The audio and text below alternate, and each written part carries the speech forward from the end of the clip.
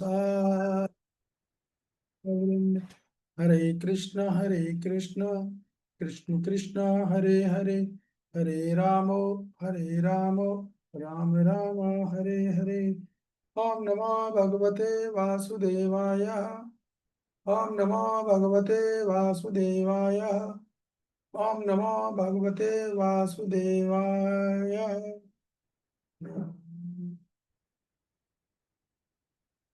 नमस्ते गिरिराजाय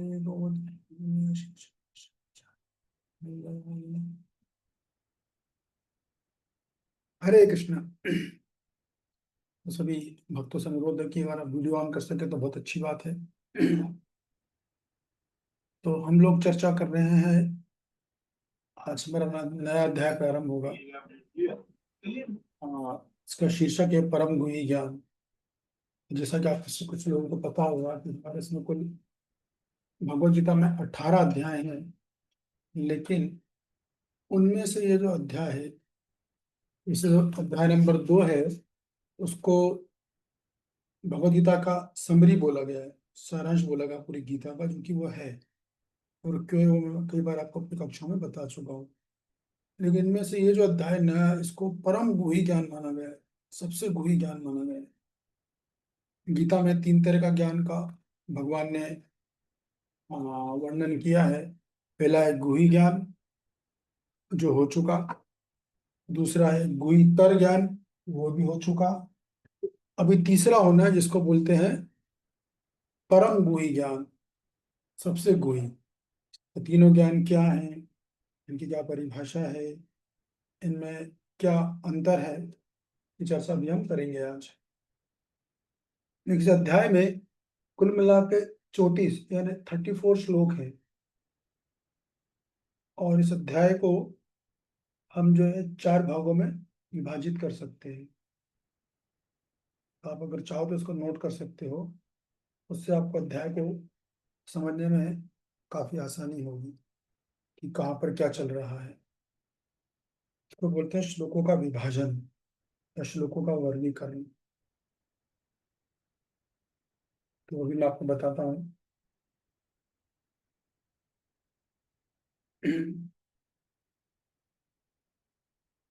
तो देखिए, श्लोक क्रमांक 1 से लेकर 3 तक, जो शुरू के 3 श्लोक हैं, उसमें भगवान गुही ज्ञान बताएंगे नहीं, बल्कि उसका महत्व बताएंगे, उसकी महिमा बताएंगे, उससे गुणगान करेंगे, ताकि जो है सामने वाला तैयार हो जाए कि ज्ञान क्या है, ये क्यों इतना महत्वपूर्ण है, उसको कितनी गंभीरता से लेना है, क्यों लेना है। तो 1 से 3 तक में भगवान जो है केवल ज्ञान देंगे नहीं, लेकिन उस ज्ञान का महत्व बताएंगे, उसका गुणगान बताएंगे। इसके बाद फिर जो है 4 से लेकर 10 तक भगवान जो है अपने भौतिक ऐश्वर्य का ज्ञान बताएंगे। भगवान भौतिक ऐश्वर्य से मतलब है भगवान की सृष्टि का ज्ञान। सृष्टि में कितने तत्व होते हैं, भूमि आप अनल वायु, चर्चा हम लोग पिछले 7 अध्याय में कर चुके हैं, अभी आगे और भी बताऊंगा मैं आपको। तो उसका ज्ञान बताएंगे। और फिर 11 से लेकर 25 तक के भगवान बताएंगे कि भगवान कृष्ण के विभिन्न तरह के उपासक होते हैं। विभिन्न उपासकों की चर्चा होगी। ठीक है। उसमें देवता के उपासक भी आएंगे, ब्रह्म ज्योति के उपासक भी आएंगे, इत्यादि। फिर 26 से लेकर 34 तक जो है भगवान कृष्ण उनकी भक्ति की रेखा, चंडीगढ़, भगवान जो है उनकी भक्ति का गुणगान करेंगे। एक होता है भक्त, एक होते हैं भगवान, तीसरी होती है भक्ति। ये 3 चीजें होती हैं। तो हमारा वैष्णव सिद्धांत जो है वो उन 3 चीजों पे टिका हुआ है, भक्त, भगवान और भक्ति। जो लोग उसको दिव्य मानते हैं, शाश्वत मानते हैं, वो भगवत धाम जाते हैं। लेकिन जो उसको असाधारण मानते हैं, अस्थायी मानते हैं, टेम्पररी मानते हैं, कई लोग ऐसा मानना होता है कि यार भक्ति तो भी करनी है अपन को, बस यहीं पर हमारा गंतव्य स्थान जाने पर हमें थोड़ी ना करनी है। तो वो लोग ब्रह्म ज्योति में जाकर गिर जाते हैं। इस तरह से अध्याय 4 भागों में विभाजित है। लेकिन आगे बढ़ने से पहले मुझे कुछ 1 2 नए चेहरे दिख रहे हैं, तो मैं जरा बस उनका संक्षिप्त परिचय लेना चाहूंगा। जैसे रेखा चोपड़ा जी, आप बताएंगे आप कहाँ से हो, किसके माध्यम से आए हो हमारे इस सत्र में। हाँ जी, मैं वो है नीता कोच्छर और अच्छा। रजनी खुराना। मैं उनकी सिस्टर हूँ बड़ी। मैं सिंगापुर हूँ। ओ अच्छा, ऐसा है क्या? अरे हाँ वाह। जी, हाँ जी, उन्होंने मुझे लिंक भेजा था जी कि जी आप जी। ज्वाइन करो दीदी, क्लास सुना करो। मैं कहा अरे चलो वाह, ठीक है, स्वागत है। कृपा प्रभु की। स्वागत है आपका, most most most welcome. Thank you. Hare Krishna okay, प्रभु जी, दंडवत वेलकम। प्रणाम हरे प्रभु जी। कृष्ण धर्म माता जी, हरे कृष्ण। प्रभु जी आप ना एक लिंक भेज दिया, और वो लिंक बहुत पीछे जा रखा है, अप्रैल के महीने का, बहुत पीछे से निकालना पड़ता है। ठीक है, मैं भेज दूंगा, हाँ आपका प्रभु जी। सेव कर लेना है ना। ठीक है प्रभु। ठीक ठीक, ओके। तो देखिए, अब हम इस तरह से अध्याय 4 भागों में विभाजित है, जो मैंने आपको बता दिया। इस अध्याय में कुल 34 34 श्लोक हैं। हरे और कृष्ण प्रभु जी, सादर दंडवत प्रणाम प्रभु जी। एक बार बता देंगे आप वो 4 भाग कौन से हैं? क्योंकि लेट थोड़ा ज्वाइन किया था, कि तो कितने कितने सेक्शंस, थोड़ा सा फटाफट बता देंगे आप। उसमें 4 विभाग है। पहला 1 से 3 है, जिसमें भगवान ज्ञान नहीं देंगे, लेकिन उस ज्ञान का महत्व, उसकी महिमा का गायन करेंगे। फिर 4 से 10 में भगवान ईश्वर ज्ञान के बारे में बताएंगे, भौतिक जगत के ईश्वर का ज्ञान। फिर 11 से 25 में भगवान विभिन्न उपासकों का वर्णन करेंगे। और चौथा जो अंतिम सेक्शन है, उसमें भगवान कृष्ण की भक्ति का बखान करेंगे। तो पहला सेक्शन वो 1 से 3 तक चलेगा। दूसरा विभाग जो है वो श्लोक क्रमांक 4 से लेकर 10 तक चलेगा। तीसरा विभाग 11 से लेकर 25 तक। और जो चौथा और अंतिम विभाग है वो श्लोक क्रमांक 26 से लेकर 34 तक इसका वर्णन होगा। इस तरह ये अध्याय चलने वाला। Thank you. ठीक है ना? Thank okay.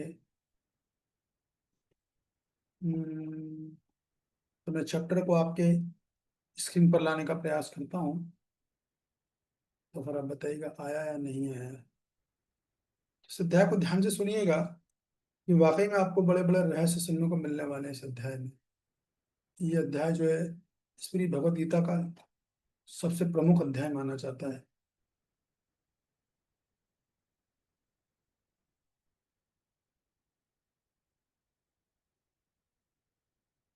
बहुत महत्वपूर्ण अध्याय माना जाता है। हम्म, परम गुही ज्ञान, गुही ज्ञान का गुही ज्ञान।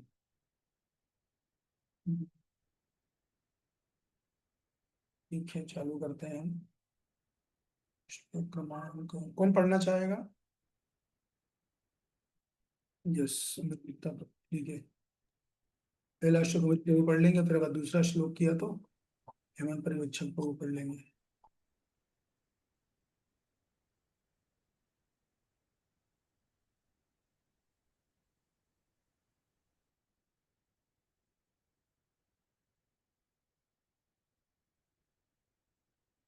हम्म, आ गया।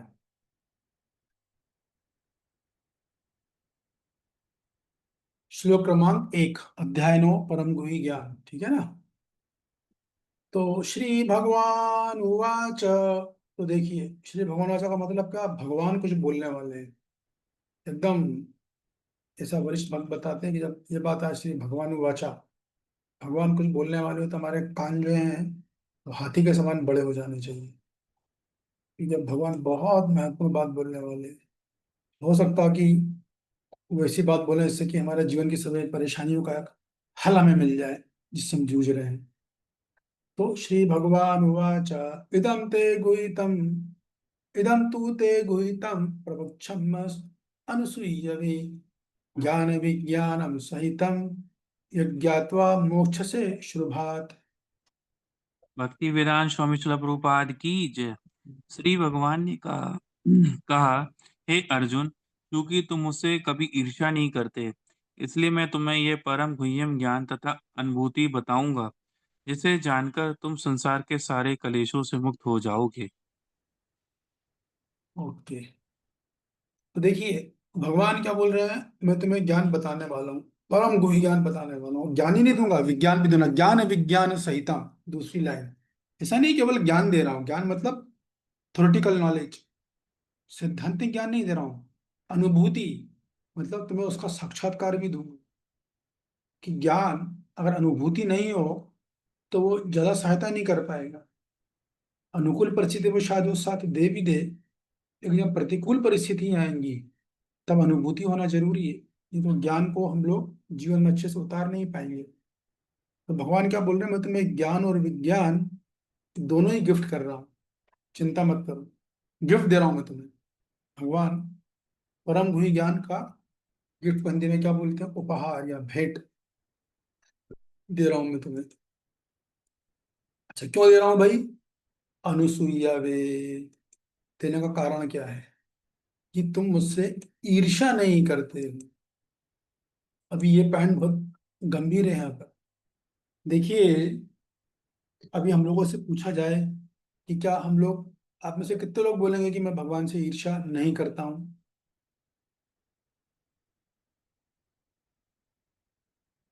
सब बोलेंगे क्या? ओ, अच्छा। तो देखिए, ये क्या है, ये बड़ा खतरनाक हेवी स्टेटमेंट है। वास्तविकता ये है कि हम सबको, भगवान जिनका हम भजन कर रहे हैं, उनकी भक्ति कर रहे हैं, आ, भक्ति करने से पहले बहुत मात्रा में ईर्ष्या थी, और अभी ईर्ष्या कम होती जा रही है। लेकिन पूरी तरह ईर्ष्या गई नहीं है, क्योंकि अगर मान लो भगवान से ईर्ष्या करने का मतलब क्या है, भगवान से हम ईर्ष्या नहीं कर रहे हैं, इसका मतलब है कि हमें दुनिया में फिर किसी से भी ईर्ष्या नहीं होगी, किसी भी जीव से। फिर वो घर में कॉकरोच हो, या छिपकली हो, या सांप हो, या बिच्छू हो, तो कहीं ना कहीं थोड़ी सी मात्रा में वो रहती ही है। ठीक है, हो सकता है हमारा, लेकिन काफी हद तक अब जो है वो ईर्ष्या जो है हमारी, भगवान के प्रति प्रेम में, कृतज्ञता में बढ़ रही है। लेकिन यहाँ पर मूल मुद्दा क्या है कि भगवान यहाँ पर, जैसा कि आप जानते हो, दूसरे अध्याय में चर्चा हुई थी, तो अर्जुन यहाँ ने भगवान को गुरु के रूप में स्वीकार किया, उनसे याचना करी कि आप मेरे गुरु बनिए और मुझे उपदेश दीजिए। उन्होंने ये नहीं बोला आप गुरु बन के मेरे जीवन की समस्याओं का हल बताइए, ये सब नहीं बोला है। बस उन्होंने बोला उपदेश दीजिए आप मुझे। उपदेश ही दोगे अगर दिव्य उपदेश, हरे कृष्ण, वो जो दिव्य उपदेश है हरे वो कृष्णा आपको सारी समस्याओं को निकाल कर संसार से मुक्त कर सकता है। तो यहाँ पर भगवान खुद गुरु के रूप में है, अर्जुन जी जो शिष्य के रूप में है। तो गुरु या हमारे शिक्षक, देखिए ज्ञान तो देते हैं, जैसे भगवान ने पहले गुही ज्ञान दिया है, गुहितर ज्ञान भी दिया है, लेकिन जो परम गुही ज्ञान होता है, ये सबको नहीं मिलता कभी भी। ये कब मिलता है? जब गुरु को लग जाता है या शिक्षक को लग जाता है मेरा छात्र अब योग्य बन गया है, तब मैं इसको दूंगा। या गुरु को लगता है कि मेरा शिष्य जब योग्य बन गया है, तब मैं इसको ये ज्ञान दूंगा। उसके पहले नहीं होता है। हो सकता है हमें गुरु से ईर्ष्या ना हो, ये मानी जा सकती है, लेकिन क्या प्रेम है क्या? ईर्ष्या ना होना और प्रेम होना ऐसे ही बड़ा सूक्ष्म अंतर है, एक सूक्ष्म बाउंड्री है, ये सूक्ष्म लाइन का अंतर है। लेकिन भगवान को अच्छी तरह से पता है कि जब मैं से अपनी जानकारी दूंगा तो ये मेरे से ईर्ष्या नहीं करेगा, मतलब, या बाद में ये नहीं बोलेगा कैसे भगवान है, अपने मुंह से अपनी प्रशंसा कर रहे हैं, अपनी बड़ाई को, ये तो अपने मियाँ तो खुद बन रहे हैं, और हमको प्रवचन देते हैं शास्त्र में कि व्यक्ति को अपने मुख से अपनी बड़ाई नहीं करनी चाहिए, ये खुद यहाँ कर रहे हैं। ऐसी कई बातें होती हैं। तो मेन मुद्दा क्या है कि शिष्य और या शिक्षक अंदर के जो गुही ज्ञान है वो तब देते हैं, और उसके लिए वो परीक्षाएं लेते हैं समय समय पर। कभी भगवान अरेंज करते हैं वो परीक्षाएं, कभी वो खुद कर लेते हैं। साधारणतः भगवान ही अरेंज करते हैं। ये सिचुएशंस लाइफ में आती हैं तो परीक्षा होती है। तो उससे जब उन्हें विश्वास होता है कि अब मैं जो ऐसी चीज बताऊंगा, काफी कुछ तो, दो चीज तो बता दी, जो परम गुरु ज्ञान है बताऊंगा, तो कई चीजें देखते हैं वो, एक मुझ पे कितना ट्रस्ट है इसको, कहीं मुझे गलत तो नहीं समझ लेगा, और गलत समझ के हाँ बोलेगा तो नहीं। नए लोगों को तो बिल्कुल नहीं बताई जाती ये बात। तो नए लोग क्या होते हैं, नए लोग मतलब नियोफाइट, नियोफाइट लोग तो कुछ चीज सुनेंगे, पूरा ज्ञान उनको होता नहीं है, और उन्होंने गुरु ने कुछ बोल दिया तो वो खटाखट बाहर के लोगों को उसके बारे में रूमर फैला देते हैं, गुरु कैसी बात करते हैं। तो उन्हें लगता है कि ये व्यक्ति मैच्योर हो चुका है, और इसने एक कुछ अमाउंट तक मुझे समझ लिया है, मेरे पे ट्रस्ट डेवलप कर लिया है, तब फिर वो ज्ञान बताना चालू करते हैं, और तब फिर रियलाइजेशन आना चालू होते हैं, इससे पहले नहीं आते। तो उसके लिए हम, हमारी ये गुरु से या शिक्षक और बड़ी लविंग इंटीमेट रिलेशनशिप होना चाहिए, और उस रिलेशनशिप का परीक्षा समय समय पर होती रहेगी, एक बार नहीं, दो बार नहीं, तीन बार नहीं, 10 बार भी हो सकती है। जब उन्हें लगता है कि नहीं अभी ये मेरे को ट्रस्ट आ गया, अब मैं इसको अंदर की बात बता सकता हूँ, तब बोली जाती है परम गुही ज्ञान। तो उससे ज्ञान से क्या होता है जिसे जानकर तुम संसार के सारे क्लेशों से मुक्त हो जाओगे।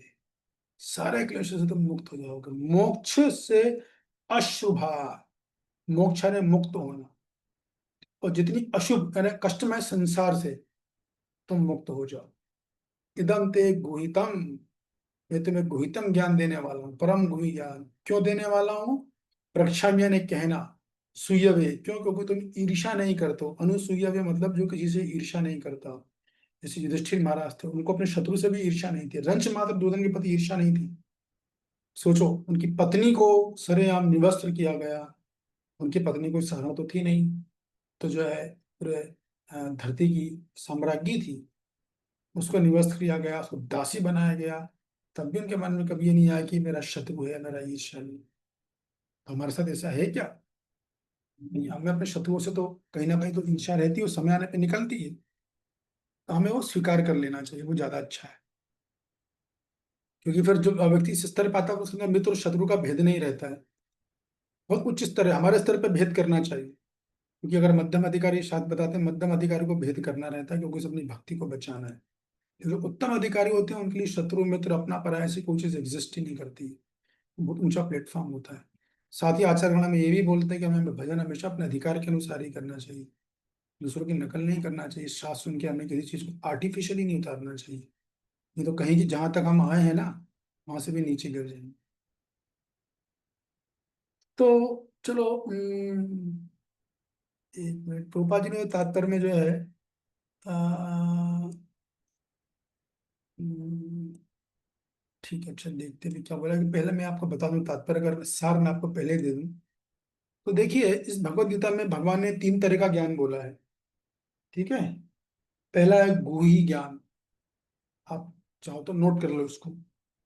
दूसरा है गुहितर ज्ञान, और तीसरा है परम गुही ज्ञान।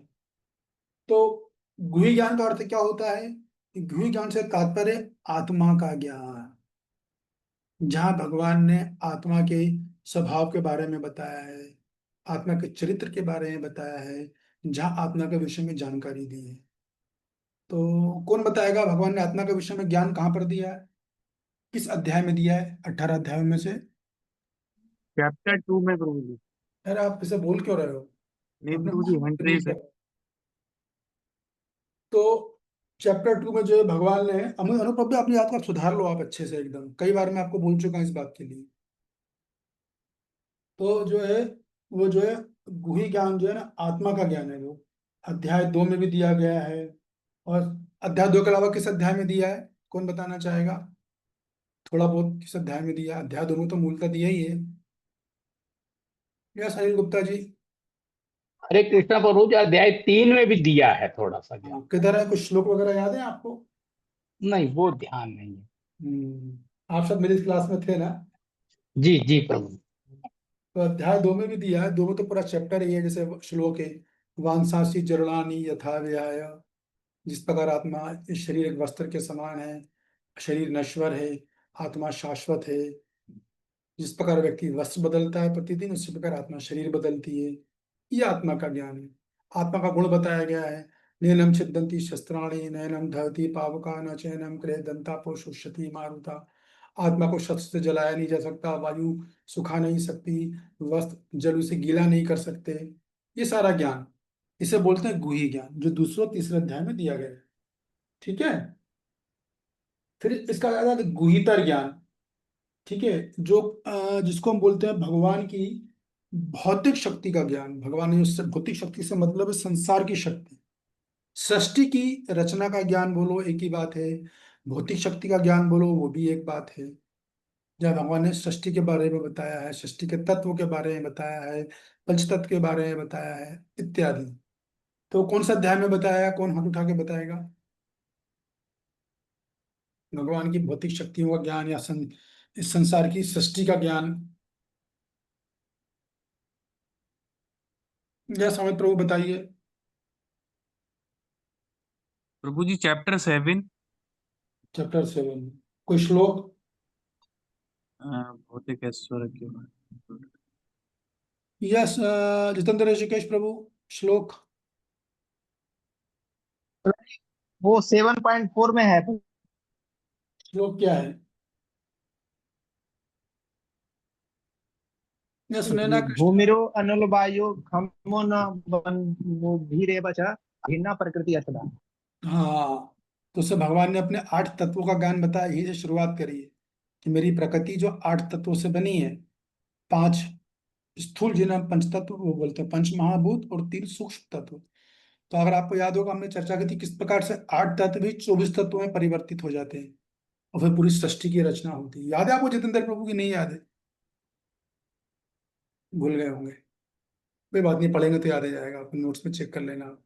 तो इस प्रकार भगवान की भौतिक शक्ति का ज्ञान है। और भी श्लोक है, जैसे भगवान ने बोला है हाँ हाँ कहाँ? प्रभु जी बताया थे 5 कर्म।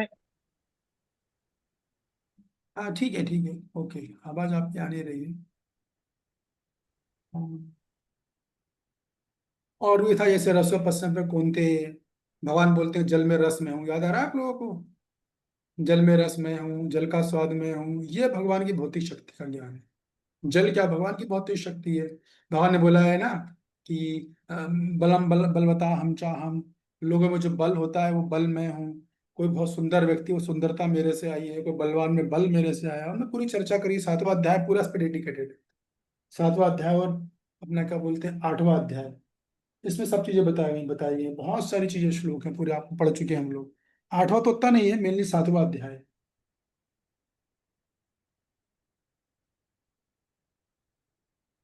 जल में रस, बहुत सारी चीजें बताई भगवान ने अपने, ये भगवान की भौतिक ऐश्वर्य का ज्ञान पूरा दिया। तो ये तो हो गया गुहितर ज्ञान। गुहि ज्ञान, गुहितर ज्ञान। और तीसरा है परम गुहि ज्ञान, जो कि इस अध्याय में दिया जा रहा है। तो परम गुहि ज्ञान क्या होता है? देखिए, परम गुहि ज्ञान का मतलब होता है कि भगवान के स्वरूप का ज्ञान। भगवान का स्वरूप का सच्चिदानंद स्वरूप है। भगवान की भक्ति का ज्ञान, ठीक है ना। किस प्रकार भगवान भक्तों से अपना सुमधुर आदान प्रदान करते हैं। किस प्रकार भक्त लोग भगवान का भजन करते हैं प्रेम में, तुष्यंती चा रमंती चा, है ना। आध्यात्मिक लोगों का ज्ञान, भगवान के धाम का ज्ञान। तो भगवान की जो अंतरंगा शक्ति, भगवान का, भगवान स्वयं आ गए, भगवान का लोक आ गया, भगवान की भक्ति आ गई, भगवान के भक्त आ गए, ये जो ज्ञान है इसको बोलते हैं परम गुही ज्ञान। ठीक है। और वो जो ज्ञान है गुहितर ज्ञान, वो भगवान की भौतिक शक्ति का ज्ञान है। इसको समझ लो, भौतिक शक्ति और आध्यात्मिक शक्ति, या बहिरंगा शक्ति और अंतरंगा शक्ति, उसका ज्ञान। इस तरह से हम जो है इस ज्ञान को समझते हैं। तो गुहि ज्ञान हो गया, गुहितर ज्ञान हो गया, गुहितम ज्ञान हो गया। ठीक है। ये तो मैंने एक तरीके से आपको समझाया है। इसको मैं ऐसे भी हम समझ सकते हैं कि गुहि ज्ञान मतलब बस आत्मा का ज्ञान केवल, और कुछ नहीं। तो गुहितर ज्ञान मतलब आत्मा का ज्ञान तो आएगा ही आएगा, साथ में भगवान की भौतिक शक्ति का ज्ञान है। अष्टधा, जो अष्ट शक्ति है ना, 8 से कैसे 24 बनते हैं, उसका ज्ञान। सृष्टि की रचना का ज्ञान, दोनों आ गए। और फिर गुहितम ज्ञान यदि कोई लेता है तो आत्मा का ज्ञान भी मिलेगा, भगवान की सृष्टि का, भौतिक शक्ति का ज्ञान भी मिलेगा, और प्लस भगवान के स्वरूप का ज्ञान, भगवान की भक्ति का ज्ञान, भगवान के भक्तों का ज्ञान। भगवान भक्तों से प्रेम में आदान प्रदान कैसे करते हैं, भक्त लोग भगवान की कैसे पूजा अर्चना उपासना करते हैं, इसको बोला जाता है गुहितम ज्ञान। तभी जो मैंने बताया, इसमें किसी को कुछ पूछना है क्या? कुछ कंफ्यूजन, टफ लग रहा है क्या?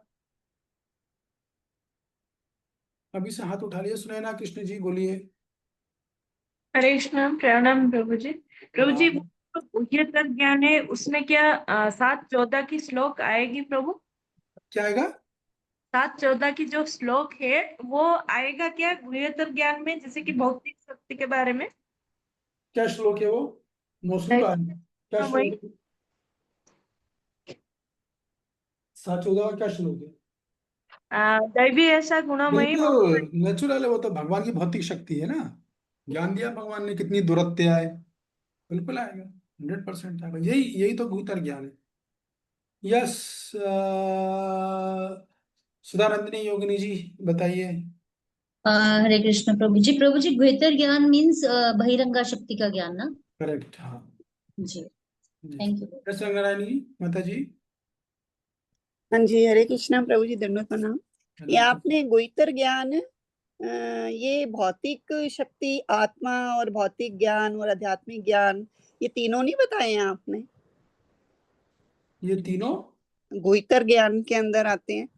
गुहितर ज्ञान में आएगा, आत्मा का ज्ञान आएगा सबसे पहले, हाँ दूसरा जी, भगवान की भौतिक शक्ति का ज्ञान। हाँ जी। बस ये अच्छा, दो आएंगे, दो आएंगे। दो ओके। आएंगे केवल। ठीक है ना। और गुहितम में? गुहितम में ये दोनों तो आएंगे ही आएंगे। हाँ जी। और प्लस तीसरा आएगा भगवान की अंतरंगा शक्ति का ज्ञान, भगवान के लोक का ज्ञान, आध्यात्मिक लोक कैसा है भगवान देंगे ना इस ज्ञान में, भगवान के भक्तों का ज्ञान, भगवान की भक्ति का ज्ञान इत्यादि। ठीक है प्रभु जी, तो इस ठीक है, तरह से थैंक। हो गया। गुहि ज्ञान में एक आएगा, गुहितर ज्ञान में गुहि ज्ञान आ गया प्लस गुहितर ज्ञान आ गया। और जब अंतिम लोग गुहितम ज्ञान, तो शुरू के दोनों भी ऑटोमेटिक उसमें इंक्लूड हो जाएंगे। ठीक है ना। ये बात है। ये समित प्रभु बोलिए, बाकी हाथ हटा लीजिए अपना, जिन लोगों का हाथ उठा हुआ अगर नहीं आना नहीं आवश्यक। प्रभु जी, मेरा तो हैंड रेस पढ़ने के लिए उठा है ना। हाँ तो आप पढ़ोगे खैर। एक मिनट। तो इस तरह से ज्ञान जो है वो बनता। अब मैं आपको इसको दूसरे तरीके से समझा रहा हूँ, इसलिए मैंने पहले प्रश्न, दूसरा तरीका समझने का। गुहि ज्ञान का मतलब है आत्मा का ज्ञान। क्लियर। गुहितर ज्ञान का, अब ये मैं आपको बता रहा हूँ साधना के अनुसार या भक्ति के अनुसार। गुहितर ज्ञान का मतलब है गुणीभूता भक्ति और प्रधानीभूता भक्ति।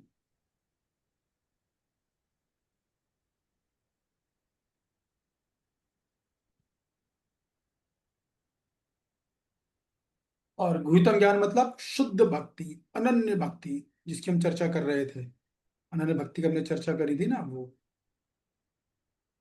तो इस तरह से इसको डिवाइड किया गया। गुहि ज्ञान मतलब केवल आत्मा का ज्ञान। इसको कौन फॉलो करते हैं? ज्ञानी लोग।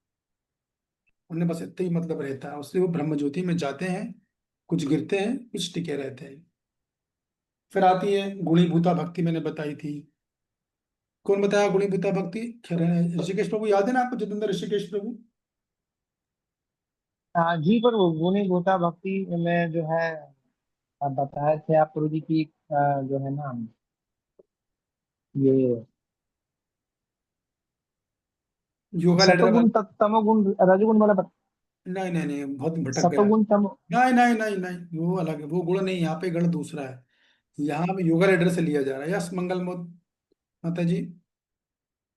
प्रभु जी, इसमें साधक भक्ति सहाय के रूप में करता है, जैसे आटे में नमक के बराबर। हाँ, एग्जाम्पल दो। जैसे मान लो ज्ञान योगी, तो वो कैसे करेगा? अ, प्रभु जी, मतलब ज्ञान ज्यादा होएगा, भक्ति कम करेगा। हाँ बिल्कुल सही है। तो भक्ति कैसे करेगा? भक्ति में आटे में नमक के बराबर है। बाकी ज्ञान ही ज्ञान है। समझ रहे हो ना आप? तो ज्ञान योग कर रहा है, वेद विमर्शन कर रहा है, वेदों का अध्ययन करेगा, अपने मन से व्याख्या करेगा, लेकिन थोड़ी सी भक्ति लेगा वो, क्योंकि उसे पता है कि अगर मैं ये नहीं लूंगा तो मैं ब्रह्म ज्योति नहीं जा पाऊंगा। ज्ञान योगी अलग से, ब्रह्म जाना तो वो थोड़ी सी भक्ति मिला रहा, तो वो वही गुणीभूता भक्ति। ठीक है। प्रधानीभूता भक्ति बताइए मंगल माता जी। प्रभु जी, इसमें साधक भक्ति प्रधान होती है इसमें, हाँ और उसमें योग थोड़ा सा मिला लेते हैं। हाँ, भक्ति प्रधान है, लेकिन दूसरे योग, ज्ञान योग, तीनों योग की बात होगी। कर्म योग भी मिला सकता है कोई, कोई ज्ञान योग मिलाएगा, कोई अष्टांग योग भी थोड़ा सा मिला दे। तो पहले वाले में भक्ति नमक, आटे में नमक के बराबर थी, यहाँ पर योग नमक के बराबर है। भक्ति बहुत ज्यादा है, भक्ति की मात्रा अत्यधिक है। और तीसरी गुहितम ज्ञान, शुद्ध भक्ति, इसमें कोई मिलावट नहीं, ना कर्म का, ना ज्ञान का, ना योग का, शुद्ध भक्ति। अन्याभिलाषिता शून्यम, ज्ञान कर्म अनादिवृतम, ज्ञान से कर्म से किसी चीज की मिलावट नहीं है। इस तरह से भी एक दूसरा तरीका भी है इसको डिफाइन करने का। तो दो तरीके मैंने आपको बताए, और भी तरीके हैं लेकिन शायद अब मैं बताऊंगा नहीं तो कंफ्यूजन हो सकता है। तो इस प्रकार तीन तरह के ज्ञान होते हैं, गुहि ज्ञान, गुहितर ज्ञान और गुहितम ज्ञान। तो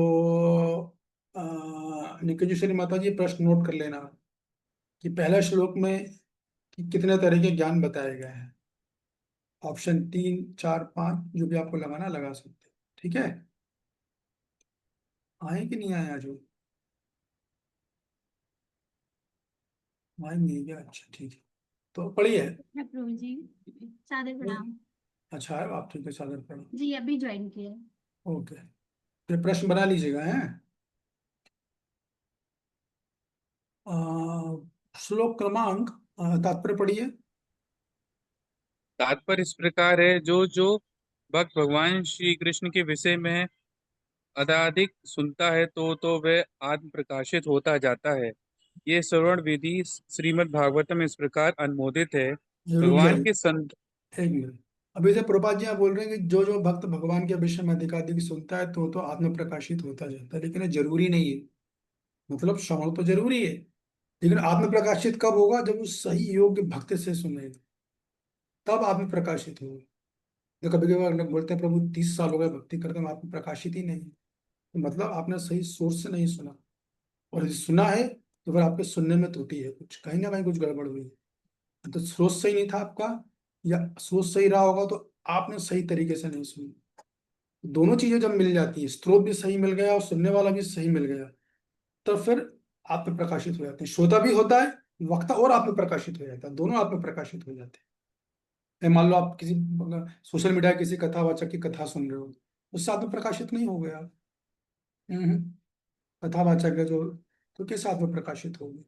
ना उसके पास कोई प्रमाण है ना कुछ है। आजकल तो कुछ भी चल रहा है सोशल मीडिया पे, लोग लोगों को मनोरंजन दे रहे हैं। फिल्मी गाने चल रहे हैं, पैरोडी चल रही है, चुटकुले चल रहे हैं, यही चल रहा है।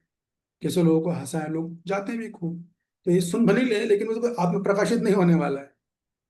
इसलिए मैंने बोला था ना कि भगवान की भक्ति मनोरंजन के लिए नहीं है, आत्मरंजन के लिए। ये बात यहाँ प्रकाशित होती है। तो सही स्रोत से सुनोगे आप, जो बढ़िया शास्त्रों को अच्छे से जानता है, एंड टू एंड ज्ञान है जिसको, बढ़िया से शास्त्र के मर्म को समझता है। और उससे बड़ी बात, शास्त्र में कौन सी बात किस संदर्भ में कही जा रही है, कंटेक्स्ट बोलते हैं उसको अंग्रेजी में, वो समझता है। उससे सुनोगे तो आप बहुत जल्दी आत्म प्रकाशित होगे, बहुत आपको जीवन में सुख आनंद की अनुभूति होगी। हो सकता है जीवन की परेशानियां कम ना हो, लेकिन परेशानी होने के बाद भी आदमी सुखी रहे। ये प्रमाण है उसका। मस्त रहेगा, खुश रहेगा, उसके सुख में मन में प्रसन्नता आ जाएगी अंदर से। ये इसका प्रमाण है। अगर आप 30 साल से सुन रहे हो और आप आंतरिक रूप से प्रसन्न नहीं हो, तो समझो बहुत भारी गलती हो रही है। जनरली लोगों की स्रोत में गलती होती है, वक्ता से गलती होती है। नहीं, हाँ तो हम सीधा आचार्यों से सुनते हैं, प्रमाण सही चर्चा करते हैं, तो हमको वो भय नहीं है। तो निश्चित है कि हम आप प्रकाशित होंगे। आगे पढ़िए।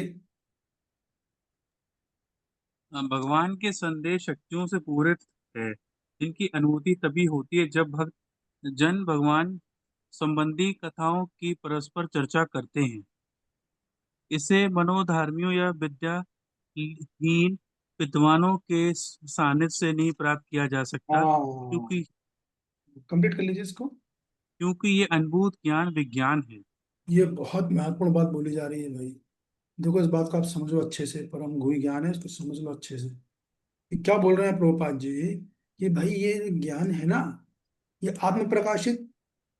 अगर आप किसी ऐसे लोगों से सुन रहे हो, किसी कॉलेज में जाओ, किसी प्रोफेसर के साथ जाओ, बड़े बड़े विद्वान लोग हैं, बहुत अच्छा, जिनको संस्कृत का भी ज्ञान है, और उन्होंने अनेक ग्रंथों को अंग्रेजी या हिंदी में अनुवादित किया हुआ है। समझ लो इस बात को आप। लेकिन वो भगवान के भक्त नहीं है। जैसे किसी ने, उदाहरण के लिए कोई प्रोफेसर, उनसे वो मनु संहिता ले ली है, तो वो इन्फॉर्मेशन दे देगा आपको, हो सकता है सही हो, लेकिन वो आप में प्रकाशित नहीं होगी, क्योंकि उसके अंदर भगवान नहीं है, तो भक्ति नहीं है ना, तो आप में प्रकाशित नहीं होगी। तो विद्वानों से आप सुन रहे हो, कॉलेज के विद्वान के प्रोफेसरों से, संस्कृत के महान ज्ञाता वो हो सकते हैं, लेकिन क्या वो भगवान के भक्त हैं? क्या वो परंपरा से जुड़े हैं? नहीं है। तो आपको मात्र सूचना मिलेगी, बहुत से बहुत अगर सही होते, बोले सूचना पूरी सही नहीं होगी वो कभी भी, क्योंकि भक्ति है ही नहीं। तो भगवान खुद उनको प्रकाशित नहीं करेंगे, तो सही चीज सूचना वो कैसे प्रकाशित करेंगे? है ना? या फिर ऐसे लोग होते हैं जो मन से सूचनाएं निकालते हैं, खासतौर से जो ज्ञान योगी पाथ पे जो होते हैं, तो वो श्लोक पढ़ते हैं गीता का, तो मन से उसका अनुवाद निकालते हैं, मन से अर्थ निकालते हैं, क्योंकि संस्कृत में एक एक शब्द के अनेक अर्थ निकलते हैं। जैसे आत्मा के 70 अर्थ हैं। कहीं आत्मा को मन भी बोला, कहीं इंद्रिय भी बोला, कहीं आत्मा को शरीर भी बोला है, कहीं आत्मा को इंद्रिय बोल दिया, बहुत चीजों से बोला गया है।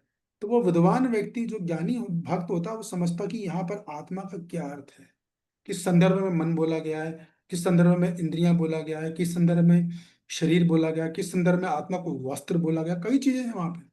तो वैसे ही अगर आप बाहर के लोगों से समझे, प्रोफेशनल लोग हैं और भगवान के भक्त नहीं है, तो भूल जाओ, आपको एक बूंदी अनुभूति नहीं होने वाली, जरा सी भी नहीं होगी।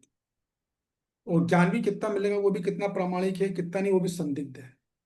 इसलिए बेहतर है कि ऐसे भक्तों से सुने, ऐसे भक्तों से सुने, ऐसे व्यक्ति जो भगवान कृष्ण के भक्त हो, गंभीरता से भक्ति करते हैं, अच्छे से शास्त्रों को समझते हैं, और उतना बोलते हैं जितनी उनकी अनुभूति है। हाँ, ये भी एक महत्वपूर्ण बात भी वो उतनी करेंगे जितना उनको अनुभूति है। कोई भी ईमानदार भक्त है अच्छा उच्च कोटि का, और कोई ऐसा सिद्धांत आ गया है तो वो तुरंत बोल देगा, देखिए मैं बोल भर रहा हूँ क्योंकि ये विषय की मांग है, इस विषय के साथ न्याय करने की दृष्टि से मैं बोल रहा हूँ, लेकिन मुझे इससे कोई अनुभूति नहीं है। बोल देना चाहिए। ये भावना भगवान को बहुत प्रसन्न करती है, तो भगवान उसको भविष्य में अनुभूति भी दे देते हैं। तो ऐसा रहना चाहिए। और फिर वो ज्यादा भी नहीं बोलेगा, बोलेगा वो कि भैया मेरा इससे साक्षात्कार के बाहर है, लेकिन चूंकि समय यहाँ पर विषय ऐसा चल रहा है तो मैं हल्की से आपको कुछ सूचनाएं दे रहा हूँ, लेकिन मेरा इस पर कोई अनुभूति नहीं हो, वापिस आ जाएगा। ये समझ जाना बहुत ईमानदार है ये वक्ता। ऐसे लोगों से आप सुनोगे उसकी जितनी अनुभूति सब आप में ट्रांसफर हो सकती है। बशर्ते ईमानदार वो सम्मान, वो कृतज्ञता, वो प्रेम की भाव हो, ट्रस्ट हो, विश्वास हो। जिस हद तक होगा उस हद तक ज्ञान स्वतः ही ट्रांसफर होता है। तो बेसिकली ये जो ज्ञान है, अनुभूति जो है, ये ट्रांसफॉर्मेशन वाला काम है, डाउनलोड का काम है ये। जैसे हम मोबाइल में डाउनलोड करते हैं ना ऐप, सब डाउनलोडिंग है। तो जब हमारा हार्ट टू हार्ट कनेक्शन होता है, हृदय से एकदम बिल्कुल ओपन टू ओपन, कुछ नहीं छुपा हुआ है, तब वो ज्ञान ऑटोमेटिक डाउनलोड हो जाता है हमारे हार्ट में। और अगर वो नहीं है तो कितना ही श्वास पढ़ लो, कितनी क्लासेस अटेंड कर लो, ज्ञान मिल सकता है, बहुत से बहुत सूचनाएं मिल जाएंगी, अनुभूति नहीं होगी। बिना अनुभूति के हृदय में आनंद नहीं आएगा। आनंद मतलब आध्यात्मिक आनंद, आत्मा का आनंद, वो नहीं आएगा। भौतिक आनंद आ सकता है लेकिन आत्मा का आनंद नहीं आएगा। तो हमें इस बात का बहुत महत्वपूर्ण बात बोली गई, इसको समझना चाहिए। बाहर के लोगों से सुनने में बड़ा सावधान रहे, बेहतर है कि ना सुने। जब तक कि हमें अनुभूति ना हो गई हो तब तक नहीं सुनना चाहिए। भक्त नहीं है, परंपरा में उपलब्ध तो भक्त हो, फिर देखेंगे परंपरा में हो, परंपरा में आ गए, कितना ज्ञान है इनको, कितना शास्त्रों से बोलते हैं, वो सब देखने के बाद फिर श्रवण करना चाहिए। तब अनुभूति खटाखट खटाखट होगी एकदम। जो प्रगति हम 30 साल में नहीं कर पाए मात्र 3 साल में हो जाएगी। ऐसा होता है। पढ़िए। भक्तगण परमेश्वर की सेवा में निरंतर लगे रहते हैं। भगवान उस जीव विशेष की मानसिकता तथा निष्ठा से अवगत रहते हैं जो कृष्ण भावना भावित होता है, और उसे ही वे भक्तों के सानिध्य में कृष्ण विद्या को समझने की बुद्धि प्रदान करते हैं। तो देखिए, वक्ता खुद कृष्ण भावना भावित होना पहले जरूरी है। वो खुद ही कृष्ण भावना भावित से मतलब कृष्ण की अनुभूति, कृष्ण की बातें नहीं हो रही हैं। कृष्ण के बारे में सूचना तो बहुत लोग दे सकते हैं, कोई बड़ी बात नहीं, थोड़ा गीता पढ़ी या सूचना दिया है, प्रचार कर लिया हमने, लोग बन भी गए, लेकिन ना खुद को अनुभूति है वक्ता को, ना श्रोता को अनुभूति है। लेकिन अगर अब ऐसे वक्ता ये सुन रहे हैं, इसके पास अनुभूतियां हैं, तब फिर आपको अच्छी अनुभूति आएगी, क्योंकि भगवान बुद्धि प्रदान करेंगे, क्योंकि विद्या है ना ये जो है कृष्ण विद्या है। कृष्ण विद्या को समझने की बुद्धि देंगे, अनुभूति देंगे। आगे पढ़िए। कृष्ण की चर्चा अत्यंत शक्तिशाली है, और यदि सौभाग्यवश किसी को ऐसी संगति प्राप्त हो जाए और वह इस ज्ञान को आत्मसात करे तो वह आत्म साक्षात्कार की दिशा में अवश्य प्रगति करेगा। इतना महत्वपूर्ण कृष्ण महत्वपूर्ण बातें प्रभुपाद जी ने तात्पर्य में बोली हैं, आप देख लो। तो ये कृष्ण की चर्चा तो बहुत पावरफुल है, बहुत शक्तिशाली है, लेकिन कुछ शर्त वही है, वक्ता को कुछ अनुभूति हो और श्रोता जो है वो बहुत गंभीर हो, आतुर हो, गंभीर हो, और वक्ता के प्रति श्रोता का काफी हद तक मान सम्मान, ग्रेटिट्यूड, प्रेममय भावना, ये सब हो। तो ये आत्म साक्षात्कार बहुत तेजी से हो। लेकिन क्या लिखा, सौभाग्यवश किसी को ऐसी संगति मिले, तो ऐसी संगति मिलना, मतलब ऐसा वक्ता मिलना, ये भी इतना आसान नहीं होता है। परंपरा में आने के बाद भी, परंपरा में आ गए, दीक्षा हुई, तो भी ऐसा वक्ता मिलना इतना आसान नहीं। केवल जो सौभाग्यशाली लोग होंगे उनको भगवान ऐसे वक्ताओं से, ऐसे भक्त की संगति देते हैं। और वो संगति कभी भगवान ले भी लेते हैं, अगर मान लो उन्हें लग रहा है कि नहीं ये ठीक ठाक नहीं है श्रोतागण, तो भगवान वापस भी ले लेते हैं। लेकिन कुल मिला के आत्मज्ञान जो साक्षात्कार है, जो अनुभूति है, वो होती है ऐसे ही। तो एक्चुअली बल्कि ऐसा भी होता है कि कभी कभी वक्ता को श्रोता से अनुभूति होती है, ऐसा भी होता है। श्रोता ना सुन रहा, उसने को अपने साक्षात्कार सुनाया, कोई रियलाइजेशन बताया, तो वक्ता को भी अनुभूति होती है। तो ये सब सौभाग्यशाली लोगों का खेल है, सब सौभाग्यशाली लोगों को ऐसे, दोनों सौभाग्यशाली है। वक्ता को तो श्रोता मिल जाए वो भी सौभाग्यशाली है, तो श्रोता को ऐसे वक्ता मिल जाए वो भी सौभाग्यशाली है। तो दोनों का दूसरे को के प्रति कृतज्ञ रहना चाहिए, और दोनों को समझना चाहिए कि मेरा सौभाग्य कि मुझे ऐसे, वक्ता को सोचना चाहिए मेरा सौभाग्य मुझे इतने अच्छे श्रोता मिले, इतने योग्य श्रोता मिले, और श्रोता को समझना चाहिए कि मेरा सौभाग्य कि हमें इतने अच्छे बढ़िया वक्ता मिल गए। तब ये मामला चलता है, तब रिलेशनशिप लंबी चलेगी।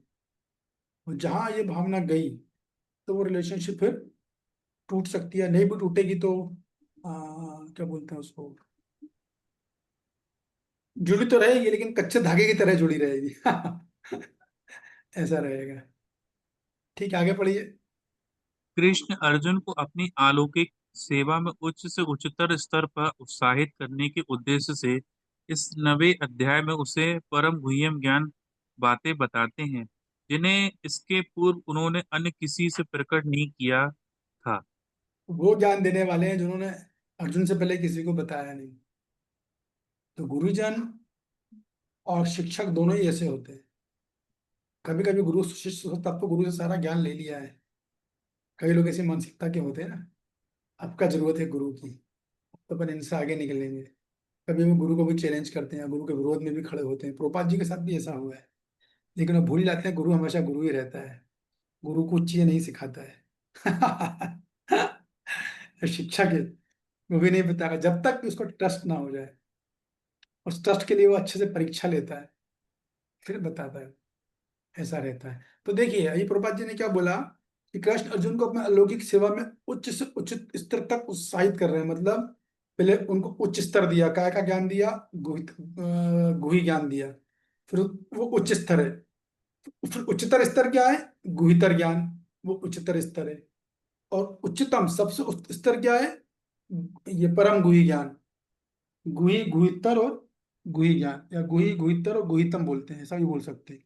गुही ज्ञान, गुहितर ज्ञान और गुहितम ज्ञान। तो इस तरीके से जो है आ, ये भगवान ने इस तरीके से ज्ञान दिया है। सीधा डायरेक्टली गुहितम ज्ञान नहीं दिया है। कोई बताएगा क्यों भगवान राजा को सीधा गुहितम ज्ञान दे देते पहले पहले अध्याय में, कि भगवान ने ऐसा किया? कौन बताना चाहेगा? या सनील गुप्ता जी? प्रभु जी मैंने तो कुछ पूछने के लिए हाथ खड़ा कर रखा था पहले से। अच्छा तो रुक जाइए फिर, है ना, हाथ में लेते हैं। आपने भी पूछने के लिए हाथ खड़ा किया सदानंद योगिनी माता जी? नहीं प्रभु जी, थोड़ा सा मैं कोशिश कर सकती हूँ हाँ, बताने का अगर आप बिल्कुल बोले। करिए, करिए करिए, जरूर करिए, अवश्य करिए। प्रभु जी, पहले भगवान ने मतलब ग्रेजुअली धीरे धीरे स्टेप बाय स्टार्ट किया ना। हम्म। सबसे पहले उन्होंने उनको गुह्य ज्ञान दिया, फिर गुहितर, फिर गुहितम, ऐसे करके दिया उन्होंने ना, लेकिन तो क्यों, ग्रेजुअली। वो तो हो गया, क्यों ऐसा किया? प्रश्न ही, प्रभु जी डायरेक्ट जी, डायरेक्ट गीतम ज्ञान दे देते हैं। सबसे पहले तो उन्होंने आत्मा का ज्ञान दिया ना, कि हु एम आई, मैं कौन नहीं, हूँ, क्यों हम। लेकिन क्यों? वो तो आप बार बार उसको बता रहे हो। मेरा प्रश्न ये है कि क्यों, क्या मेरा प्रश्न है? आप जो उत्तर दे रहे हो वो क्या का उत्तर दे रहे हो? मेरा प्रश्न है क्यों ऐसा किया? जैसे जितेंद्र ऋषिकेश प्रभु। प्रभु जी हम पहले जो है आत्मा को जब तक रियलाइज नहीं कर पाएंगे, आत्म आपकी आवाज का प्रॉब्लम है प्रभु। आत्म साक्षात्कार नहीं कर पाएंगे, तो फिर हम भगवान की चीजों को, क्योंकि आत्मा जो है। हम्म। बताइए तनु माता जी। आप आ रही है जी? हरे नहीं, कृष्ण आप प्रभु जी, दंडवत प्रणाम। प्रणाम। प्रभु जी डायरेक्ट पीएचडी कैसे कर सकते हैं? पहले तो बेसिक से शुरू करेंगे, फिर थोड़ा सा, फिर 11th, फिर 6th 7th की पढ़ाई होगी, फिर 10th 11th की, और फिर पीएचडी की पढ़ाई की। तो गुहितम ज्ञान तो बहुत ही सूक्ष्म ज्ञान है, पीएचडी का ज्ञान है, तो वो तो बहुत, जब तक और माइंड भी प्रिपेयर कर रहे हैं उसका, प्रिपेयर करते करते करते करते फिर उसको भक्त को जो है वो गुहितम ज्ञान। सही है, सही उत्तर है कि अभी आदमी एकदम से योग्य नहीं है ना, वो ग्रास, अभी तो अपने आप को वो केवल वो समझता है कि मैं शरीर हूँ। तो वो जीवन इसी आधार पर जी रहा है, खाएंगे पिएंगे ऐश करेंगे और क्या, ऐसा बोलते हैं वो लोग। जीवन किस लिए बना है? खाओ पियो मौज करो। तो अभी वो इस लायक है ही नहीं, तो उसे धीरे धीरे दिया जाएगा। पहले गुह ज्ञान दिया जाएगा, फिर गुह, कोई भी योग्य नहीं है वो। और फिर इसमें कई परीक्षाएं होंगी, जब गुह ज्ञान दे दिया, अब गुहतर ज्ञान देना, फिर टेस्ट होगा उसका। किस लायक है, जैसे मैं आप लोगों का टेस्ट ले लेता हूँ, कल ले लिया है कि नहीं। तो इस तरह से डायरेक्ट एकदम ज्ञान नहीं दिया था, क्योंकि आदमी क्वालिफाइड है, और कोई और क्वालिफाइड होगा तो दे भी सकते हैं, लेकिन एक तरीका सार शैली यही है। हम्म, ठीक है, लाल अक्षर वाला पढ़ लीजिए बस, अमित प्रभु। जी प्रभु जी। भगवत गीता प्रथम अध्याय शेष ग्रंथ की भूमिका जैसा है। द्वितीय तथा तृतीय अध्याय में जिसकी आध्यात्मिक ज्ञान का वर्णन हुआ है वह गुह्यम कहा गया है। रुक जाइए, सात तो देखिए ये मैंने आपको बताया गुरु ज्ञान क्या है, तो दूसरा और तीसरा अध्याय। तो आप लोगों को श्लोक भी पता होने चाहिए, कम से कम एक श्लोक तो पता होना चाहिए। अब भगवान साहब बताएंगे अगला ज्ञान, बोलिए। सातवें तथा आठवें अध्याय में जिन विषयों की विवेचना हुई है वे भक्ति से संबंधित हैं और कृष्ण भावना भावित पर प्रकाश डालने के कारण गुह्यतर कहे गए हैं, किंतु नवे अध्याय में तो अनन्य शुद्ध भक्ति का ही वर्णन हुआ है। फलस्वरूप यह परम गुह्यम ज्ञान कहा गया है। जिससे कृष्ण का यह परम गुह्यम ज्ञान प्राप्त है वे दिव्य पुरुष है, अतः इस संसार में रहते हुए भी उसे भौतिक क्लेश नहीं सताते। बस यही बात है कि गुही ज्ञान हो गया, गुहितर ज्ञान हो गया, और गुहितम ज्ञान हो गया, तीनों मैंने आपको बता दिए, वो प्रपात जी ने यहाँ पर बताया। ठीक है ना। ठीक है, तो बाकी तो नवदा भक्ति के बारे में चर्चा करिए, आप सब लोग जानते ही हो। और फौजियाँ बोलते हैं 7वें अध्याय में भगवान की ऐश्वर्यमय शक्ति, ये गुहितर ज्ञान है, विभिन्न शक्तियाँ, पराधर अपरा शक्ति का वर्णन किया गया है। ठीक है, ये गुहितर ज्ञान है। अब यहाँ प्रभुपाद जी ने अनुसूय शब्द के बारे में बताया है कि जो भगवान से ईर्ष्या करते हैं उनको ये ज्ञान नहीं मिलता है। और प्रामाणिक लोगों का भी बारे में बताया है कि वो किस तरह से जो प्रामाणिक अध्ययन करने वाले होते हैं, कृष्ण भक्तों की टीकाएं प्रामाणिक होती है, यानी आचार्य जो है उनकी टीकाएं प्रामाणिक होती हैं। तो उनसे जब हम सुनते हैं, तब टीकाओं के आधार पर जब हम अध्ययन करते हैं, तब हमें ज्ञान की अनुभूति होती है। तो जो कुछ मैंने बोला वो सब तात्पर्य में ऑलरेडी यहाँ पर है, तो आप लोग पढ़ सकते हैं। अभी किसी का कोई प्रश्न है? अनिल गुप्ता जी बताइए। जी प्रभु जी। प्रभु जी, इसमें जो लिखा है 9वें अध्याय में उसे परम गुह्य बातें बताते हैं जिन्हें इससे पूर्व उन्होंने अन्य किसी से प्रकट नहीं किया था। तो पहले तो सूर्य देव को तो पहले प्रकट कर रखा था ना, करोड़ों वर्ष पहले नहीं, सूर्य आप देव को तो बताया था ना। देखिए, आप बात को समझिए पूरा, तो तात्पर्य कहाँ से डिस्टरबेंस आ रहा है? म्यूट करिए भाई, कहीं से डिस्टरबेंस कहाँ से आ रहा है डिस्टरबेंस? अनादि राधिका माता जी। अनादि राधिका माता जी, देखो आप डिस्टरबेंस आ रहा है, यस। तो देखिए वो तो चूंकि प्रकट कर चुके हैं, तो भगवान ने खुद ही पहले ही बोल दिया ना अर्जुन को कि तुमसे पहले ज्ञान मैंने सूर्यदेव को दिया है। ठीक है ना। लेकिन यहाँ पे प्रभुपाद जी का कहने का मतलब ये है, वो ज्ञान की महत्ता को बताना चाह रहे हैं कि ये ज्ञान उन्होंने अर्जुन से पहले किसी को नहीं दिया है। सूर्यदेव को तो उन्हें कई वर्षों पहले, कई हजारों वर्षों पहले दे दिया है, इसमें तो कोई संदेह ही नहीं है। नहीं, प्रभुपाद जी ऐसा लिखते हैं, वो इनके लिखने का हमें कभी कभी शब्दों के भाव को भी पकड़ना पड़ता है।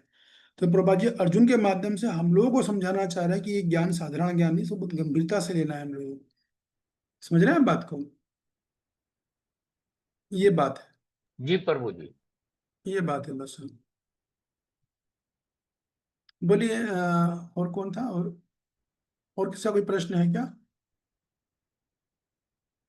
यस, मंगल माता जी। प्रभु जी, जो हमें ये बताए हैं गुह्य ज्ञान, गुहितर और गुहितम, प्रभु जी इसको हम ऐसे भी रिलेट कर सकते हैं जैसे हमने भगवत गीता के 3 पाठ किए हैं, कर्म योग, ज्ञान योग और भक्ति योग, उससे रिलेट कर सकते हैं प्रभु जी। मतलब कर्म योग को गुह्य ज्ञान और ज्ञान योग को गुहितर, और नहीं नहीं नहीं, ऐसा नहीं कर उससे रिलेट सकते। नहीं। नहीं नहीं, उससे रिलेट नहीं कर, उससे कनेक्ट नहीं कर सकते। ठीक है प्रभु जी। उधर तो घुस ही नहीं सकते। वो तो घुस गया कर्म योग, आप बोल रही हो कर्म कांड तो आएगा ही नहीं। कर्म कांड तो क्या है?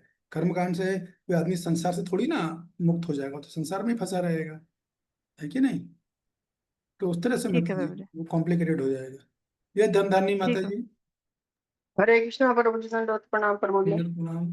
प्रभु जी, आपने ईर्ष्या के बारे में बताया था कि हम भगवान से ईर्ष्या करते कि नहीं करते, लेकिन फिर बताया था आपने कि हम मतलब पूरी तरह से मतलब संसार से तो मुक्त नहीं है ईर्ष्या के प्रति। तो हम्म। ये कैसे समझेंगे प्रभु जी इसको? नहीं नहीं, मैं ऐसा बोल रहा हूँ कि देखो, हम लोग कृष्ण भक्ति जरूर करते हैं, तो जनरली क्या होता है, हम सोचते हैं भगवान से ईर्ष्या नहीं करते। लेकिन उसका दूसरा पहलू ये है कि जब भगवान से ईर्ष्या अगर नहीं करते, तो हमें भगवान के जितने भी लोग हैं, चाहे वो हमारे शत्रु हों या हमारे घर परिवार वाले हों, जो हमें बार बार परेशान करते हैं, हमें जमीन जायदाद के लिए हमसे लड़ते हैं, हमारे शत्रु या हमारे अड़ोसी पड़ोसी, हमें किसी से ईर्ष्या नहीं होगी। यहाँ तक कि हमें बहुत 84 लाख योनियां जो है, किसी से ईर्ष्या नहीं है, क्योंकि हमें एक ही चीज समझ में आई कि भगवान हमारे परम पिता हैं, और ये जो हमारे लोग हैं, हमारे अड़ोस में पड़ोस में, सब हमारे ही भाई बहन हैं। फिर ये भाव आ जाता है। तो ये बहुत ऊंचा स्तर होता है वो, परमहंस प्लेटफॉर्म। जब आदमी पूरी तरह से शारीरिक चेतना में से ऊपर हो जाता है, उसको बोलते हैं जीवन मुक्त। मतलब वो शारीरिक चेतना में है ही नहीं, उसे साक्षात्कार हुआ कि मैं शरीर नहीं, मैं आत्मा हूँ। तब वो इस स्तर पे आता है। श्लोक है ना, हमने पढ़ा था 7वें अध्याय में, कौन सा अध्याय पढ़ा था फिर? विद्या विनय संपन्न ब्राह्मणी गभी हस्तिनी शुनि चैव शपाचे को पंडिता समदर्शिना। फिर वो ब्राह्मण को, कुत्ते को, गाय को, हाथी को, सबको समान भाव से देखता है। मतलब आध्यात्मिक स्तर पे देखता है, आत्मा के स्तर पे देखता है। तो जब तक नहीं है, तो थोड़ी सी ईर्ष्या तो हमें रहती है, भले ही भगवान से डायरेक्टली ना हो, लेकिन वो ईर्ष्या दूसरी जगह रिफ्लेक्ट हो रही है। तो वो ईर्ष्या जो है, वो शास्त्र बताते हैं एक्चुअली भगवान के प्रति ही है। ऐसा है। ईर्ष्या खत्म तो हम सीधे वहां, डायरेक्ट वहां है, तुरंत। वो तो अब समझ आए प्रभु जी, हम ये भाव अभी हमारे अंदर आया नहीं है। जैसे कि हमें, जैसे हाथी घोड़े चित्त जो भी है, हम इनको ये हमारे, हम ये देखे कि ये हमारे भगवान के अंश हैं। हाँ हाँ। भगवान, हाँ। तो ये तो, हम्म। लेकिन ईर्ष्या के बारे में मैं ये पूछ रही हूँ भाई, हमें कैसे ये पता लगे कि हम इससे ईर्ष्या करते हैं? जैसे मनुष्य है, हमसे भाई बिल्कुल हमसे विरोध करता है, तो हम्म। उसमें हम कैसे समझे हम ईर्ष्या करते हैं उससे? क्योंकि वो हमसे ईर्ष्या कर रहा है, तो हमें भी मन में उसके प्रति विरोधाभास के भाव आ रहे हैं ना, हम भी तो उससे ईर्ष्या कर रहे हैं। हमें देखो, हम आदमी से तब तक ईर्ष्या नहीं करते जब तक हमें पता नहीं है। हमें पता चलता है आदमी मेरा एनवीएस है, मेरे से ईर्ष्या कर रहा था, हमारे मन में हम भी उससे उल्टा ईर्ष्या करते हैं ना। तो हम भी वही रोग फैला रहे हैं जो वो फैला रहा है समाज में। हम उससे ईर्ष्या क्यों देखो कर? नहीं नहीं, एक मिनट। अगर जी प्रभु। अगर आप ये कहते हो कि मैं उससे ईर्ष्या नहीं करता हूँ, तो फिर यदि कोई व्यक्ति मेरे से ईर्ष्या कर रहा है, तो फिर मुझे उससे ईर्ष्या नहीं होनी चाहिए। हाँ या ना? हाँ प्रभु जी, मतलब ये मैं ये सोच रही हूँ भाई, हम उसके लिए, जैसे भाई मुझे वो गाली देता है, तो मैं तो उसको गाली नहीं देती, मैं तो यही सोचती हूँ चलो कोई नहीं है, ये गाली दे रहे हैं तो उसमें मुझे बुरा बुरा नहीं मानती, हम उसके लिए बुरा नहीं सोचती कि उसके साथ ऐसा हो जाए, उसके साथ ऐसा हो जाए। हम्म। हाँ, तो तो ये तो ये बहुत अच्छी, ये तो बहुत अच्छी बात है। ये तो हमसे भगवान एक्सपेक्ट करते हैं वैसे ही सोचें। लेकिन क्या हमको ये अनुभूति हो रही है कि ये मेरा रिश्तेदार नहीं, बल्कि ये आत्मा है? नहीं नहीं हो रही प्रभु जी। हाँ, तो इसका मतलब है कि अभी थोड़ा सा कहीं ना कहीं हमें और इम्प्रूवमेंट की, सुधार की आवश्यकता है। वो भक्ति से आती है, ऑटोमेटिक आती है, उसकी इतनी चिंता करने की जरूरत नहीं है। वो तो जैसे भजन हमारा बढ़ता जाता है ना, करते जाते हैं, एक्चुअली हम्म, साधु कृपा से जाता है वो सब। तो भजन करते करते साधु कृपा से फिर वो चीज चली जाती है। ये जी बात। प्रभु, जी ठीक है। प्रभु, ठीक। ओके। ठीक है प्रभु, स्पष्ट हो गया मेरा ये नंदिनी माता जी, ये क्वेश्चन ही खत्म नहीं होते। यस, पूछिए। प्रभु जी मैं ये कह रही थी कि अगर सपोज कभी सांप आ जाए, कुछ आ जाए, ठीक है तो उसमें भी जीवात्मा, तो अपनी सुरक्षा के लिए तो हम थोड़ा सा कर सकते हैं ना उसके प्रति। वो तो करना फिर ही है क्या हम। करेंगे? वो तो करना ही है हमको, बिल्कुल बचाना है, क्योंकि हमें भक्ति करनी है, अपने शरीर को बचाना है। हमें समय थोड़े कि आ गया मेरा पुत्र, उसे गले लगा के किस करोगी आप? है थोड़ी करोगी। आ गया मेरा भाई, आ गया। बहुत दिनों बाद कहा गया था मेरा बिछड़ा भाई मिल गया। या थोड़ी ना करना है, वो तो आवश्यक जो कुछ होगा वो किया ही जाएगा। लेकिन वो ईर्ष्या के बिना नहीं, ईर्ष्या रहित होकर किया जाएगा। और प्रभु जी वैसे ही मॉस्किटोज भी होते हैं, कभी कभी छोटे छोटे कॉकरोचेस भी आ जाते हैं, खट से फिर मारते उनका नहीं क्या थे? करें? मेरे को काटा, पहले तो हम खट से मारते थे उसको। तो जरूरत फिर कैसे प्रभु जी थी? वो ईर्ष्या नहीं हो गई? है, बिल्कुल है, हो भी सकती है, नहीं भी हो सकती, दोनों ही बातें, हो भी सकती है, नहीं भी हो सकती है। नहीं मतलब मीन्स ऐसे ईर्ष्या नहीं, फिर ये तो लगता है ना कहीं डेंगू ना हो जाए, मलेरिया ना हो जाए, इसलिए थोड़ा सा अपनी देखिए, सुरक्षा के आप जिस लिए। जिस एंगल की बात कर रही है वो सुरक्षा की कैटेगरी में आ रहा है। सुरक्षा में ईर्ष्या में आपको अंतर समझ में आ रहा है ना? हाँ, हम्म। बस वही बात। ठीक है। जैसा अनिल गुप्ता जी, आप भी कोई प्रश्न है आपका? क्या हाथ उठा हुआ है? जी प्रभु जी, ये वो गुह्य ज्ञान का जरा मेरे को वो श्लोक बता दीजिए, दूसरे और तीसरे चैप्टर का। आप कह रहे थे ना, एक दो श्लोक तो जरूर पता होने दूसरे चाहिए श्लोक को तो ढेर सारा लाइन आने लगी ना। दूसरे उसमें अध्याय का। नैनम छिद्दन्ति शस्त्राणि नैनम दहति पावका न चैनम क्लेदन्तापो शुष्यति मारुता। नंबर सर, नंबर 11 से लेकर 30 तक है वो लगातार। 11 से 30। देहनु अस्मिन् यथा देह से तो भगवान ने चालू किया है 13वें अध्याय से। देहनु अस्मिन् यथा देह तथा उमारम कोवनम जरा, तुम शरीर नहीं आत्मा हो, वो तो पूरा आत्मा ठीक है, का 23 से ठीक है लेकर प्रभु जी, पूरा चलेगा वो 31 श्लोक तक है, यहाँ तक मुझे याद है। ठीक है। धन्यवाद प्रभु जी, धन्यवाद। धन्यवाद। हरे कृष्णा। तो ठीक है, धन्यवाद आप लोग का। बढ़िया चैप्टर हमारा चल रहा है, बहुत रुचिकर चैप्टर है। आप लोग ध्यान से सुनिए, अवश्य आइए, इसमें आपको बहुत कुछ सुनने को मिलने वाला कृष्ण प्रभु दंडवत प्रणाम। है। इसमें से हरे कृष्ण। ज्ञान हरे की मोती कृष्ण मिलने प्रभु वाली जी, सादर प्रणाम। है। हरे कृष्णा। धन्यवाद। हरे कृष्णा हरे प्रभु कृष्ण प्रभु जी, दंडवत हरे धन्यवाद। कृष्णा प्रभु जी, हरे पांचन कृष्णा प्रणाम। प्रभु जी दंडवत प्रभु जी प्रणाम। सादर प्रणाम, सभी हरे माता जी कृष्णा प्रभु प्रभु जी जी, को धन्यवाद सादर प्रणाम। प्रणाम। हरे कृष्णा। जय हरे कृष्णा प्रभु हरे जी कृष्णा दंडवत प्रभु जी। प्रणाम। हरे हरे कृष्णा कृष्णा प्रभु जी। प्रभु जी, थैंक यू सो मच। ये चद्दर है। नाथा भक्ति माता जी, आपकी सिस्टर भी आ गई। हाँ जी, हरे कृष्णा प्रभु जी, धन्यवाद प्रणाम। प्रणाम। आपकी सिस्टर भी आ गई ना? हाँ, रंगरायणी माता जी हैं प्रभु जी। नहीं नहीं, एक और है ना शायद, तीसरी। ओके, अच्छा, रेखा चोपड़ा माता। हाँ हाँ हाँ हाँ हाँ। जी जी, हाँ जी, वो बड़े सिस्टर हैं अच्छा, जी। बढ़िया बताया उन्होंने मेरे को, बहुत अच्छा किया। उसके ऊपर वही बिछेगा गरम वाले, ठीक जब है, धोए हरे तो कृष्णा। उनका टाइमिंग का थोड़ा फर्क है ना, कि वहाँ रात हो जाती है ना। अच्छा अच्छा, ओके।